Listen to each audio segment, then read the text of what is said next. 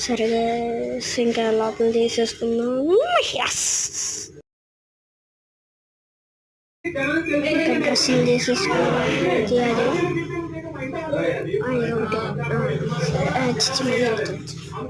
సరే ఇంకా మన ఇక్కడి నుంచి వెళ్ళిపోవాలి అర్జెంట్గా.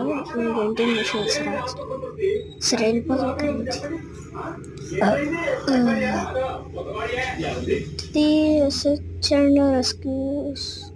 సరే వస్తుందో లేదు ఇచ్చేసాడు. సరే ఇంకెళ్దాం. ఇదేంటిది?